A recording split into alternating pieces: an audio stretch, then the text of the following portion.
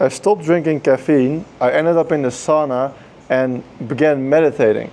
You might think, what the fuck? Most random Jan video ever. I'm back. Anyway, I've been focusing on business lately, so that's why I didn't post. And I'm more active on short form, so definitely follow me on Instagram. The topic is that I stopped drinking caffeine as an entrepreneur, which is highly controversial. And if you asked me 2 months ago, I would have disagreed with myself. But I do like it, and I want to explain my thesis and the benefits and the negatives because I think it's useful, and I'm definitely going back to it. I'm drinking it tomorrow, actually. I'm just more so putting it onto days in the week than just drinking it every day. So why did I stop? I stopped because I had like somewhat panic attacks and my gut was just very panicky, just very uncontrollable, and it just didn't feel comfortable. Very uncomfortable feeling. And I started drinking more alcohol, and the combination of those two fucked me up so much. I got more anxiety, I just felt very uncomfortable. So I was like, okay, in this period of time I want to drink some alcohol, like I'm here in this cool penthouse in Colombia with my buddies. And I do enjoy drinking with them, especially if we have some girls over. So I want to keep on doing that, but I don't want to have that feeling anymore. So I stopped doing the caffeine, and it was interesting. My sleep is definitely way better. I don't have to have something in the morning to wake up, which is obviously nice. So I could recommend that. A con is definitely that you can't like have that little boost in the morning. Like, okay, go to the cafe, start drinking caffeine, and really get that big starting boost and start working. I'm more tired at night, so I'm actually like the melatonin is very active in my brain, and I really want to go to sleep.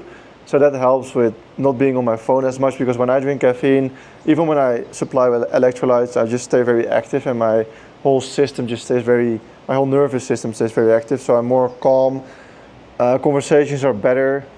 I would say I could make better decisions, just slightly better. You just have more peace to think. And your gut, like my gut feels way more calm. I don't feel as anxious anymore, and that helps. Another big con of this, I will go to the sauna point in a minute, but I'm just yapping anyway. A con, was it a con or a pro? A big pro, yeah, I remember, is that you can pick your days when you want to drink caffeine. Okay, this is better. So for tomorrow, for example, I'm just gonna fast for like till 3 p.m. I'm just gonna drink two Monster Energy cans, and just gonna grind out work. And I'm gonna enjoy it, and I'm gonna be fucking destroyed at 8 p.m. because my brain is not used to it. So I have a very high spike and then a very big trough. So it's fun that you can use for creative purposes, for more so work purposes, and you're not reliant on it, and you actually feel the big difference. So what's the real story of this video is that I struggled to go to sleep every night when I was on caffeine. First of all, because my nervous system was still active even when I supplied electrolytes. And second of all, because I had no alone time during the day, so I didn't have time to think through my thoughts and the problems that stacked up in my head. And then your brain just forces you to do it before you go to sleep, because then you're not on your phone, right? So I kind of stopped drinking caffeine and started doing the sauna at the same time accidentally, and it just forced me to start meditating, because first of all, you're very chill in the sauna because you're not in fight or flight mode, and you realize like, oh shit, this is the time to go through my issues in my brain, and like the work issues, even personal issues, girl issues that you're thinking about, things that you want to do that you don't want to do anymore. You don't have to think about it at night anymore because you're now in the sauna. And when you're not on fight or flight mode, when you're not drinking caffeine, you don't feel like you have to do anything at every single moment of the day. So when you're in the sauna, you can just sit down and chill. Good example is when you're with girls. So if you hang out with a girl and you're on caffeine, you might have the feeling that you really want to do work and that the girl's annoying. Whereas if you're not on caffeine and you're just like on natural energy, you can focus more, you can chill down, relax, and just be more accepted by her presence. So I'm not saying that all girls are annoying, but usually they are. And it helps if you're not on caffeine, because they're more acceptable, more tolerable. I don't know, that's not how you say it. And then in the sauna, you sweat, so you get out the microplastics. It's just healthy. You have some time to think. You need to get your body to that 30 degrees Celsius every day, ideally. 5 times a week, sorry, 5 times a week. That's what I've learned from Brian Johnson. That's very healthy for you. So even if you don't sweat and you just sit in there for 5 minutes or 10 minutes, it already helps.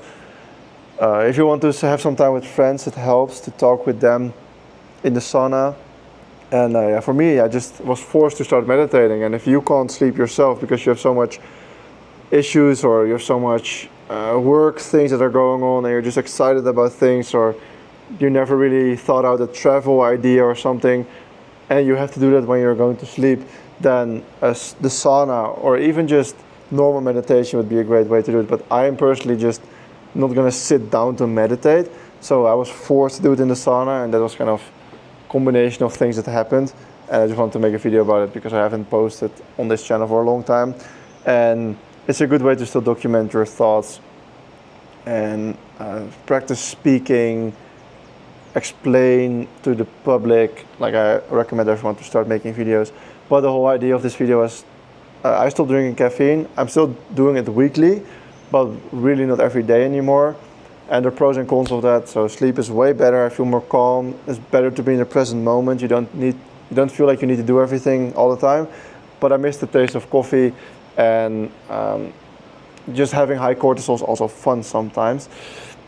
And you miss your morning ritual. But now I just eat instead of drinking coffee. So usually I didn't eat, but now I just eat and I don't drink coffee. So I kind of replace the dopamine. And in the gym, oh yeah, in the gym, you have better pump if you don't drink caffeine, because caffeine restricts your blood. I don't know what it exactly means and everything, but you have a better pump and you can just work out better. Probably more heavy as well, so that helps. Even if you have like 1 gram of caffeine, maybe that makes you stronger. But if you're used to it, then it doesn't help anymore. And then the sauna thing. So I recommend everyone to do sauna 5 times a week. Even if you don't like the gym, just do gym once a week and do sauna 5 times a week. Just go there for the sauna.